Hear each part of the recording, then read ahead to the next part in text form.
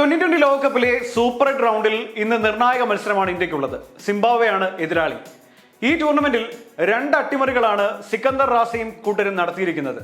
ആദ്യത്തേത് മൈറ്റി ഓസ്ട്രേലിയയും രണ്ടാമത്തേത് ശ്രീലങ്കയും. മൂന്നാമത്തെ അട്ടിമറി ഇന്ത്യക്കെതിരെ ഉണ്ടാകുമെന്നാണ് അവർ പ്രതീക്ഷിക്കുകയും ചെയ്യുന്നത്. പക്ഷേ കാര്യങ്ങൾ അത്ര എളുപ്പമല്ല. സൂപ്പർ 8ലേക്ക് എത്തിയപ്പോൾ സിംബാബ്വെ ഗ്രൂപ്പ് ലെവലിൽ കളിച്ചിരുന്ന അവരുടെ ഒരു സ്ഥിരം പ്രകടനം അത് മറന്നതുപോലെയാണ് കാണാൻ കഴിഞ്ഞിരിക്കുന്നത്. ആദ്യ മത്സരത്തിൽ വിൻഡീസിനെതിരെ 107 റൺസിന്റെ വൻ പരാജയമാണ് സിംബാബ്വെ ഏറ്റുവാങ്ങിയത്. വെസ്റ്റ് ഇൻഡീസിനെതിരായ മത്സരത്തിൽ സിംബാബ്വെ ബൗളേഴ്സ് ഒരേ ലൈനിലും ലെങ്തിലും ആവർത്തിച്ച് ബൗൾ എറിഞ്ഞത് ബാറ്റർമാർക്ക് ഗുണകരമായി മാറുകയായിരുന്നു. എന്നാൽ മത്സരത്തിലെ തിരിച്ചടിയിൽ നിന്നും വലിയ പാഠങ്ങൾ ഉൾക്കൊണ്ടാണ് ടീം ഇന്ത്യക്കെതിരെ കളിക്കാൻ ഇറങ്ങുന്നതെന്നാണ് സിംബാബ്വെയുടെ കോച്ച് ജസ്റ്റിൻ സാമൻസ് പറയുന്നത്. ചെപ്പോക്കിലെ സ്റ്റേഡിയത്തിലെ അടവുകൾ മാറ്റി പ്രയോഗിക്കുമെന്നും അദ്ദേഹം വ്യക്തമാക്കി കഴിഞ്ഞു. മറുവശത്തുള്ള ഇന്ത്യൻ ടീമിന്റെ നില അത്ര നല്ലതല്ല. സൗത്ത് ആഫ്രിക്കയ്ക്കെതിരായ സൂപ്പർ 8ലെ ആദ്യ മത്സരത്തിൽ 76 റൺസിന്റെ തോൽവി വഴങ്ങിയാണ് സൂര്യകുമാറും സംഘവും ഇന്ന് കളത്തിലിറങ്ങാൻ എത്തുന്നത്. അതിന്റെ സമ്മർദ്ദം ടീമിന് ഉണ്ടാകുമെന്ന കാര്യത്തിൽ യാതൊരു സംശയവും വേണ്ട. ടോപ്പ് ഓർഡറിലാണ് ഇന്ത്യയുടെ പ്രശ്നങ്ങൾ തുടങ്ങുന്നത്. അഭിഷേകും തിലകും സ്ഥിരമായി പരാജയപ്പെടുന്നതും സഞ്ജുവിന്റെ ഫോമില്ലായ്മയും ഇന്ത്യക്ക് ഒരു വലിയ തലവേദനയായി മാറിയിട്ടുണ്ട്. പക്ഷേ ടോപ്പ് ഓർഡറിൽ സ്ഥിരം ഇന്ത്യക്ക് പണി കിട്ടുന്ന സാഹചര്യത്തിൽ ഇന്നത്തെ മാറ്റത്തിൽ അഴിച്ചുപണി ഉണ്ടാകും എന്ന കാര്യത്തിൽ സംശയം വേണ്ട.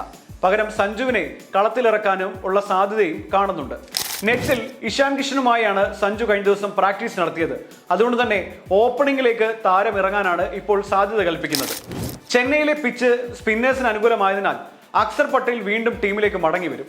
പിതാവിന്റെ അസുഖത്തെ തുടർന്ന് റിങ്കു സിംഗ് ടീം വിട്ടതിനാൽ ലോവർ ഓർഡറിൽ ഒരു സ്ലോട്ട് ഇപ്പോൾ ഒഴിവുണ്ട്. അവിടെ ആരെ ഇറക്കും എന്നതാണ് നിലവിലെ സസ്പെൻസ്. കണക്കുകൾ നോക്കിയാൽ ഇതുവരെ ഇന്ത്യയും സിംബാബ്വേയും 13 തവണയാണ് 2020 ഫോർമാറ്റിൽ പരസ്പരം ഏറ്റുമുട്ടിയത്. അതിൽ 10 തവണ വിജയിക്കാൻ ഇന്ത്യ കഴിഞ്ഞെങ്കിലും 3 തവണ സിംബാബ്വെ വിജയിച്ചത് അട്ടിമറി സാധ്യതകൾ തള്ളിക്കളയാൻ കഴിയില്ല എന്നതിന്റെ ഉദാഹരണമാണ്.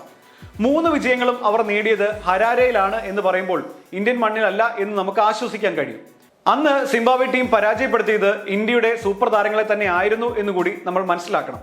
2015 അക്ഷർ പട്ടേലും സഞ്ജു സാംസണും ഒക്കെ അടങ്ങിയ ഇന്ത്യൻ ടീമിനെ 10 റൺസിനാണ് സിംബാബ്വെ പരാജയപ്പെടുത്തിയത്. 2016 MS ധോണി നായകനായ ടീമിനെ 2 റൺസിനും 2024 വാഷിംഗ്ടൺ സുന്ദറും അഭിഷേക് ശർമ്മയും റിങ്കു സിംഗും അടങ്ങിയ ടീമിനെ 13 റൺസിനും സിംബാബ്വെ തോൽപ്പിച്ചിട്ടുണ്ട്.